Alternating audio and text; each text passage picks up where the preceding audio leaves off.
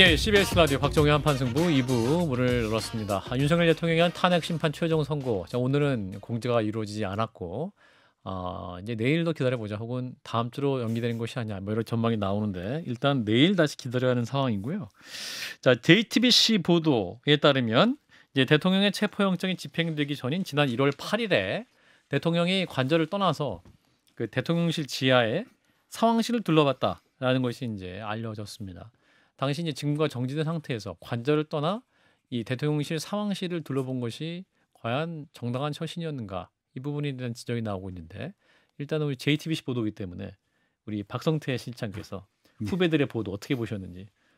대단히 칭찬합니다. 역시 훌륭한 후배들이. 아, 그럴까요? JTBC가 취재가 역시 잘 살아 있고. 아, 그렇군요. 예. 워낙 취재력이 좋습니다. 그 감독들이 상당히 많이 나오잖아요. 예. 보시다시피 모든 매체 중에 최고로 많이 나오는. 아, 그렇군요. 예, 흐뭇하게 웃으시는 김종혁 전 최고위원께서 후배들의 이 보도 보셨는데, 그 대통령이 이 행동을 어떻게 봐야 됩니까? 이게 직무된 정지된 상태에서 이 지하에 상황실을 둘러봤다. 이 상황실이 되게 어떠한 대통령이 지휘하는 그런 곳 아닙니까? 아니 근데 그 지난번에 그 계엄 다음 날 14일 날 12월 4일 날 오전에 지금 그건 확인된 것은 합참 벙커에 갔다는 거 아니에요? 그렇죠. 벙커에 갔는데 신원식 그 실장이 여기 계시면 안 됩니다. 오해받습니다라고 해서 데리고 모시고 나왔다. 대통령을 모시고 나왔다. 이렇게 얘기를 했던 걸로 알고 있어요. 그러니까 그 왜 갔는지 합참 벙커에 왜 갔는지 잘 모르겠어요. 그러니까 전체 상황이 지금 어떻게 돌아가는가를 보려고 갔던 건지. 근데 그때는 이미 계엄이 해제될 수밖에 해제된 상황이었는데 국회 통과됐었고. 그렇죠. 그러니까 아마 그래서 이제 야당에서 공격하기는 그거 제2계엄하려고 그랬던 거 아니야? 뭐 이런 얘기를 하고 있는 건데 이건 진위가 아직 확인되지 않아 있고 두 번째 이거는 또 체포영장 발부될 때 그 예를 들어서 관저 상황실에 갔다라는 거는 이게 1월 8일이에요? 예, 1월 8일. 1월 그렇죠. 1월 8일이니까 항상 체포영장 관련해서 항상 이제 기싸움 할 때였죠. 들어왔다 놨다 할 때니까 지금 보도된 내용으로는 그거잖아요. 그러니까 글로 도피하려고 했다. 관저에서 뚫리면 첫 번째 시도가 하고 두 번째 다시 시도는 그 본인이 봐도 이거 우리 밑에 있는 경호처 직원들이 다 등 돌리고 있구나. 밖에서는 몰랐지만 안에서는 다 알 거 아니에요. 그러니까 그러면 다 들어올 수도 있겠다. 그러면 내가 피해야겠다라고 생각을 해서 관저 상황실로 갔다는 그런 뉘앙스를 함축하고 있는 거잖아요. 이 보도가.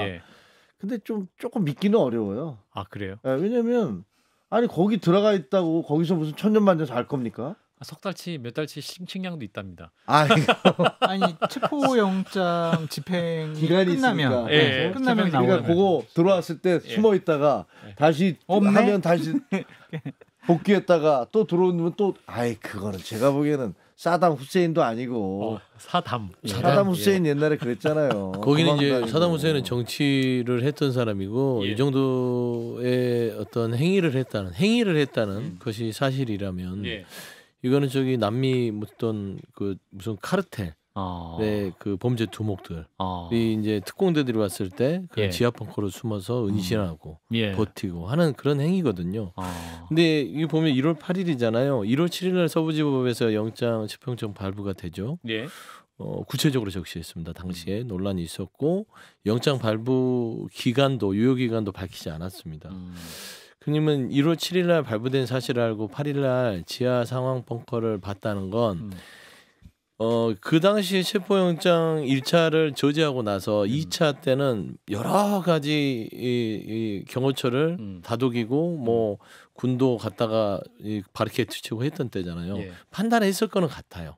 합리적으로 추론했을 때는 지하 벙커에 있어서 여기서 버텨낼까 아니면 나갈까. 근데 잘못해서 지하 벙커에 가버리면 영원히 못 나올 수도 있잖아요.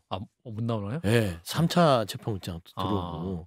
그러게 되면 본인이 답답도 하고 여러 가지 상황을 봤을 땐 내가 굳이 여기서 버텨 니들이 나를 지켜 라고 저는 결정을 해서 그냥 관저에서 버티기로 들어가지 않았냐. 근데 일단 이 부분은 나중에 수사를 통해서 밝혀지겠으나 참 윤석열 대통령답다. 비정상적이에요. 두 가지 정도 볼 수 있을 것 같아요. 이제 모르죠. 김종혁 위원님 말씀대로 정말 거기 숨으려고 갔나?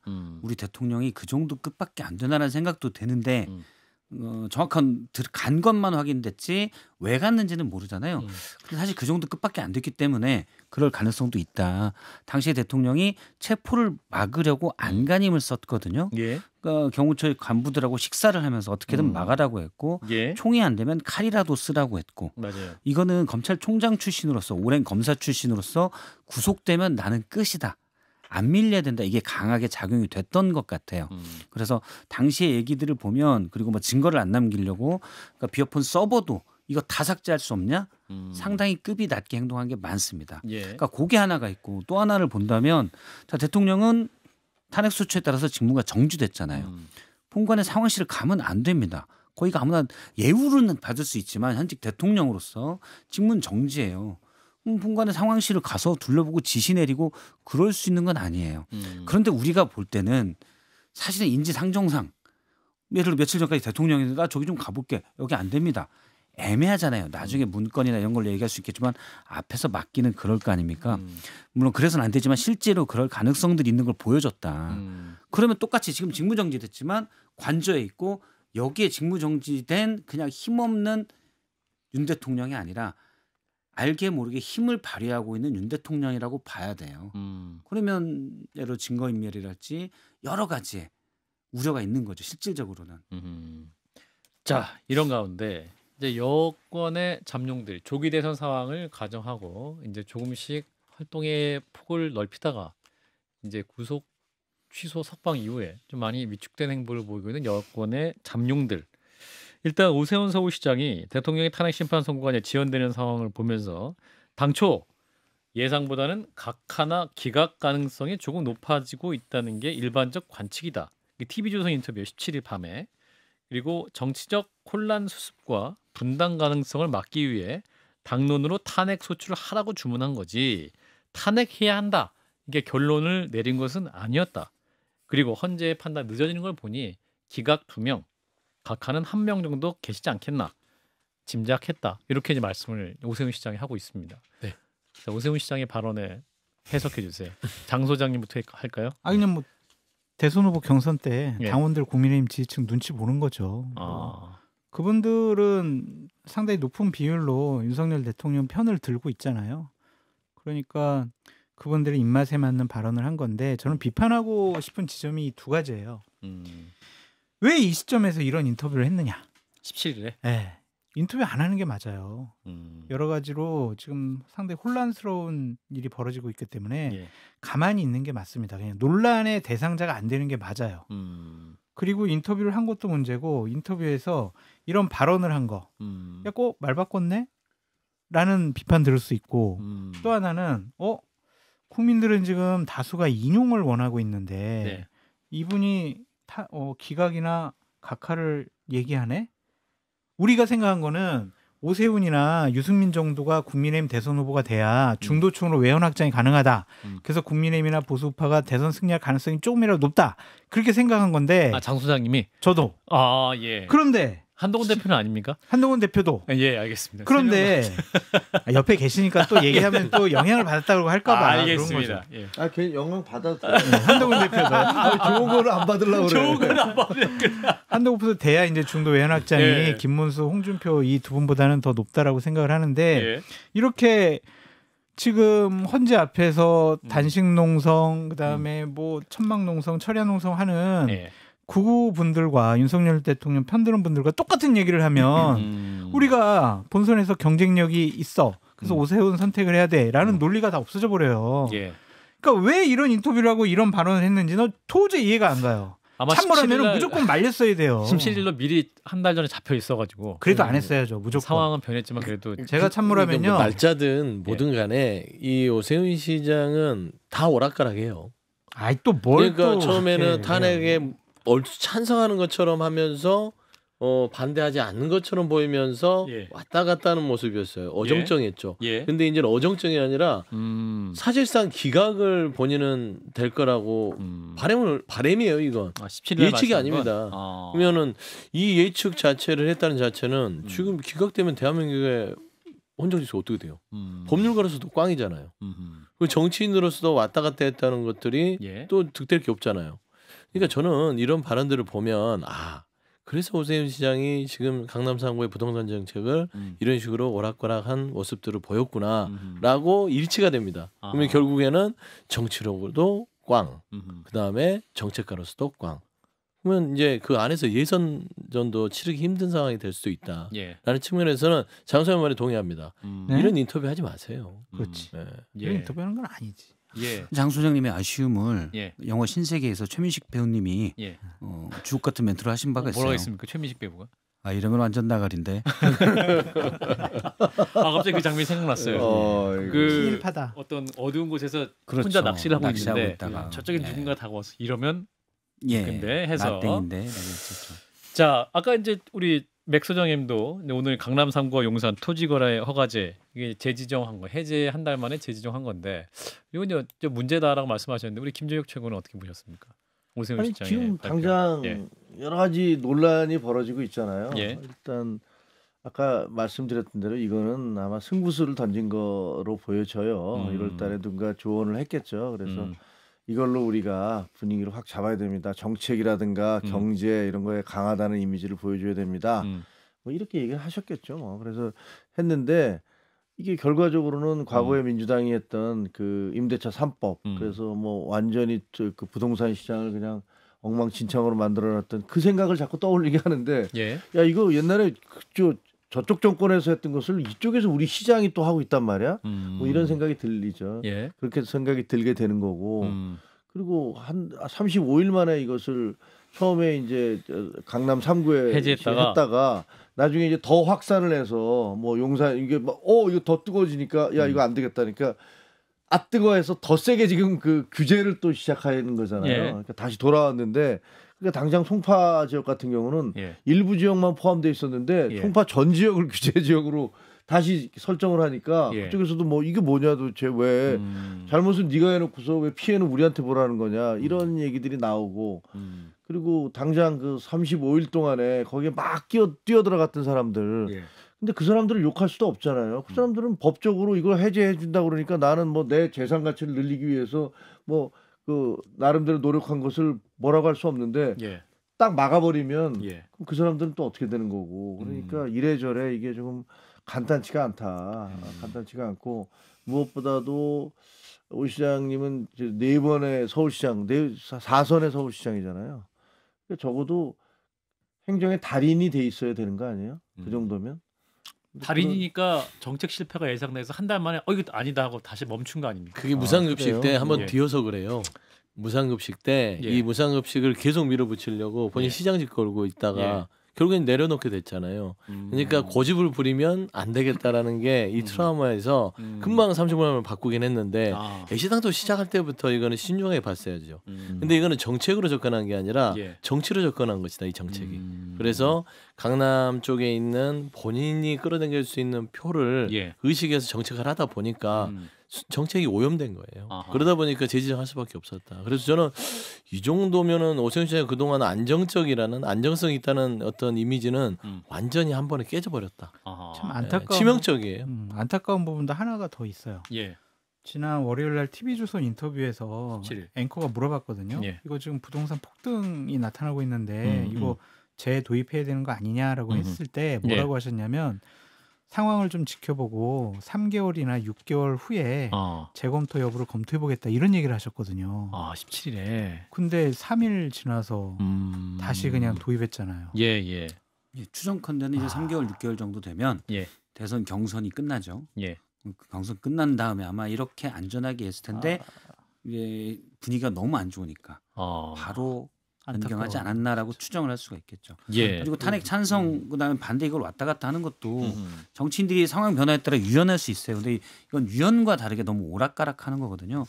그러니까 관련돼서 상황 변화된 건 없어요. 그냥 거리에 구구 목소리가 좀 더 커졌다. 그리고 대통령이 석방돼서 나왔다인데 어떤 상황이 변화돼서 제가 뭘 하겠습니다가 아니라 본인이 과거 했던 말을 사실은 내가 그런 뜻이 아니었어라고 부연 설명이 아주 복잡하게 들어가면서 얘기를 했거든요. 예. 근데 그 부연을 다 들어도 그런 뜻이었네라고 이해가 되는 부분이에요. 이런 건 하지 말아야 되는 부분이거든요. 국민들이 정치를 볼 때는 소신 있는 분을 원하지 오락가락하는 분을 별로 원하지 않아요. 인터뷰를 왜 하냐고요? 왜? 알겠습니다. 아직 한판 승부는 안 하셨기 때문에 예, 알겠습니다. 한판 승부랑만 하십시오. 예, 자 이런 가운데 킹메이커라고 불리는 김종인 전 국민의힘 비대위원장, 한동훈 전 대표를 두고 이제 조기 대선을 전제로 했을 때 현재 국민의힘에서 한동훈을 능가할 인물은 없다.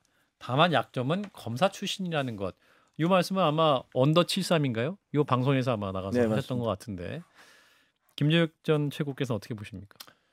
그 대구에 가서 대학생들과 만나면서 똑같은 질문이 나왔을 때 이렇게 대답을 하더라고요. 예.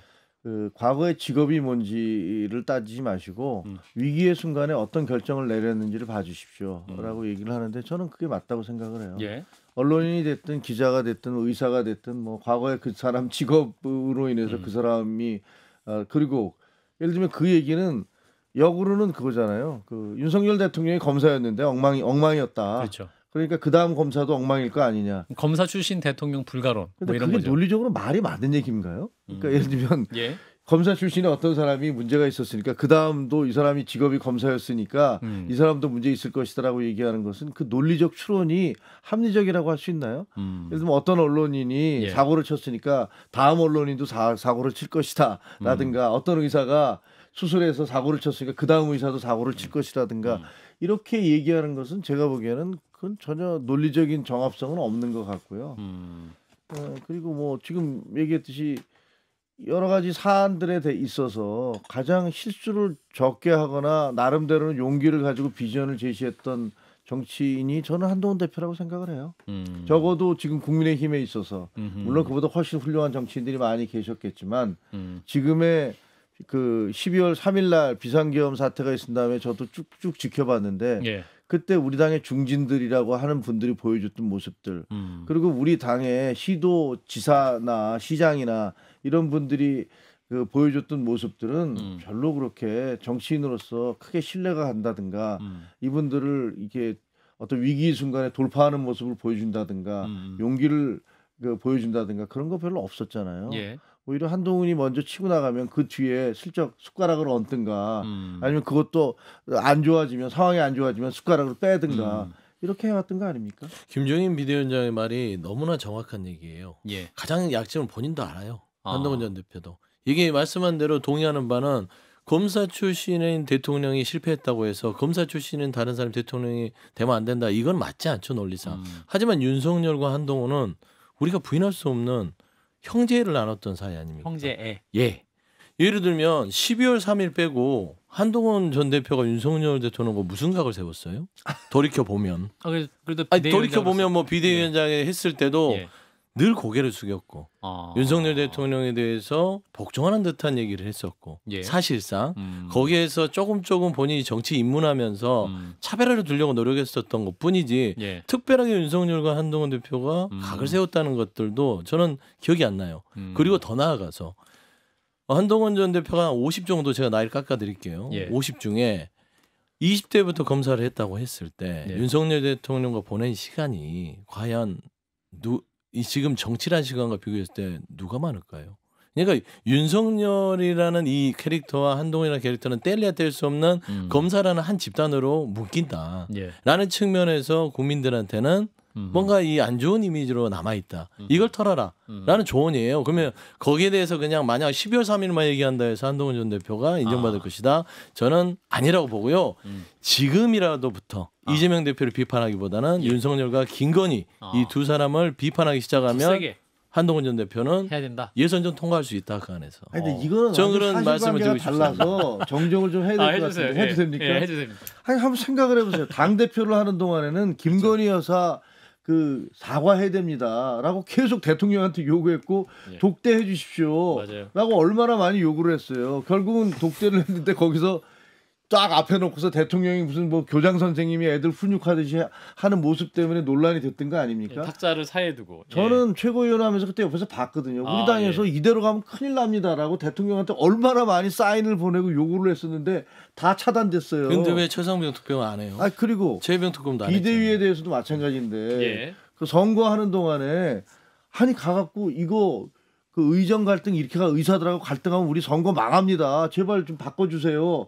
라고 얘기를 하고 그다음에 그 R&D와 관련해서 이렇게 한다면 안 된다고 얘기하고 그다음에 대파 사건이라든가 그 호주 대사와 관련해서도 빨리 복귀시키고 그 저 수석은 잘라야 됩니다라고 계속 요구를 했는데 안 했잖아요. 결국은 그래서 우리가 총선에서 폭망을 한 거고 그랬는데 폭망하고 나니까 이 책임은 한동훈이한테 있다 라면서 백서 제작하겠다고 나선 거 아닙니까?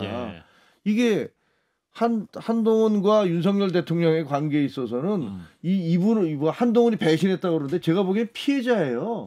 옆에서 보면 일방적으로 대통령이 이거 이렇게 하시면 안 됩니다라고 얘기하는데 거기에 대해서 계속 네가 어디 감히라고 하면서 계속 안 들어주고 그 반대로 가신 거 아닙니까? 저는 뭐 말씀하신 대로 한동훈 대표가 전 대표가 대통령과 대립각을 강하게 세웠다 인정해요. 1월부터 저는 두 사이는 실존적으로 이제 가꿔질 수 없는 사이다라고 계속 얘기를 해왔고 그런데 앞서 이제 아마 대구에서 학생들을 만나서 검사는 옛날 직업일 뿐이다라고 얘기했는데 문제는 말씀하신 대로 검사니까 안 돼 이렇게 보면 안 되는데 한동훈 대표가 비대위원장 그리고 당대표를 하는 동안 보여줬던데 검사로서의 그러니까 직업적 스타일이 많이 드러나요. 모든 사안을 이분법적으로 보고 그러니까 방금 말씀하신 것도 한동훈 대표가 예를 들어 검사로서의 좋은 자질인 소신과 권력에 굴복하지 않는 모습 이거는 검사로서 상당히 좋은 자리라고 보는데 정치인으로서 쟤는 이분법을 해서 너는 악이니까 무찔러야 돼. 그러니까 대표로 제가 한동훈 전 대표가 결핍이 있다고 보는 게 연민이나 배려, 조율이 거의 없어요. 이거는 지금 시대 정신이 통합이다. 포용이다라고 했을 땐 예를 들어서 노사 문제든 여러 갈등에 대해서 그런 식으로 해결을 하는 방법을 별로 못 봐서 지금의 이 시대 정신과는 맞지 않다. 아니 그것도 예를 들면 한동훈 대표가 그 총선을 하는 과정에서 제일 내세운 게 격차 해소예요. 그 격차 해소라는 것은 경제적인 격차 해소뿐만이 아니라 남녀 간, 연령 간, 지역 간 심지어는 교통 격차까지 해소하자라고 얘기하면서 공정하게 어떤 우리 사회에서 소외되거나 그 제대로 평가받지 못하는 분들에 대해서 이분들을 제자리로 돌려놔야 된다라고 계속 주장을 해왔는데 그런 것들이 그 인정이나 자비가 없다라는 것과 어떻게 상충하는 매치가 되는지는 잘 모르겠네요. 한동훈 대표에게 또 많이 할 기회가 있을 것 같아서 김경수 전 경남지사 지금 단식 11일차까지 하고 계시는 지금 사진도 유튜브로 나가고 있어요. 지금 몸 상태가 어떠신 거예요? 11일 지났으면 지금 날씨도 추운데 지금 한 6kg, 7kg 정도 좀 빠졌는데 그나마 정신력으로 좀 버티고 있다 하시더라고요. 이제 누우라고 하는데 눕지 않고 이게 국민의 희생과 고통이 너무 크다. 내가 어떻게 누울 수 있겠냐. 그러니까 조속한 어떤 헌재의 결정이 있었으면 좋겠다. 정의로운 판결이 있었으면 좋겠다. 국민의 고통과 어떤 이런 희생을 계속 강조하고 있는데요. 지금 다른 의원들은 다 응급실로 가서 병원에 가서 뭐 어떻게 환자 보고 있고 뭐 사진 찍고 그런 모습도 보이던데 지금 김경수 지사 혼자만 지금 11일째 앉아서 버티고 있고요. 근데 조금은 좀 힘들어하는 것 같아요. 그래서 일단은 저는 그래서 뭐 헌재가 꼭 김경수 전 지사를 봐서 결정이 아니더라도 이런 단식을 하시는 분들이 전국에 엄청 많이 있습니다. 광주에도 있고요. 뭐 저기 부산에도 있고 많이 있거든요. 그런 국민들의 고통과 희생을 감안해서라도 내일이라도 모레라도 빨리 결정을 내려주셔야 되지 않겠냐. 그렇습니다. 우리 장 소장님 아까 추가적으로 하신 말씀 있다고 하셔서 한동훈 대표에게 살짝 해주세요. 서영 교수님 사과하세요. 네. 사실관계 다른 얘기 했으니까 김종혁 최고위원님께 사과하시고. 무슨 사실과 다른 얘기를 해요 제가. 재병특검 또 안 하셨잖아요. 아니 또 대통령한테 뭐 한 소리는 못했다고 하셨으니까. 한 소리 못한 것 같은데 못 들었나? 많이 하셨네 들어보니까. 그리고 그냥 한동훈 대표님한테 말씀드리고 싶은 거는 검사라는 부분은 본인도 약점이라고 생각해서 감추고 싶어하는 것 같아요. 근데 과거는 감추려고 해서 없어지는 것이 아니라 미래를 얘기함으로써 재평가받는 것이거든요. 나는 대통령 깜이야. 나는 대한민국을 이런 나라 만들겠어.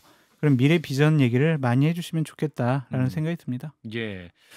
좀 또 문자로 질문이 왔는데 그럼 김경수 전 지사의 출구 전략은 어떻게 됩니까? 그 탄핵 선고 기일이 나올 때까지 안 멈추시는 거예요? 일단은 선고 기일이 나올 때까지 본인이 멈추지 않겠다. 판결까지 버텨보겠다라는 거거든요. 근데 주변에서 지금 일단 말리고 있어요. 건강 상태가 급속도로 안 좋아질 수 있거든요. 그래서 뭐 사진 봐서 알겠지만 일단은 조금 뭐 안타까운 모습으로 동료들이 지켜보고 있다. 저번 주에 가서 김경수 지사 단식하는 거 봤거든요. 짠하더라고요. 그러니까 날도 춥고 그런데 이제 단식 그만하세요. 저도 빨리 충분히 결정을 멈추셨으면 좋겠어요. 네, 멈추세요. 그러니까 지금 헌재가 무슨 악의적으로 끌고 있는 건 아니잖아요. 그걸 단식으로 저렇게 하는 것도 그렇고 의도와 순수성은 이해하겠는데 멈춰야 된다고 봅니다. 이제 충분히 국민에게 알려진 것 같아요. 그만하시라고 하세요. 이제 몇 번 얘기했어요. 또 하세요. 갔다가 할게요. 알겠습니다. 일단 오늘 말씀은 여기까지 듣도록 하겠습니다. 이만큼 뭐 정치인뿐만 아니라 국민들이 이 헌재의 최종 판단에 대한 날짜, 그 시간은 빨리 좀 당겨달라라는 바람과 염원이 있다라는 점을 좀 아셨으면 좋겠습니다. 자, 일단 김조혁 전 국민의힘 최고위원, 서영주 전 더불어민주당 상근 부대변인 두 분 고맙습니다. 고맙습니다. 감사합니다. 고맙습니다.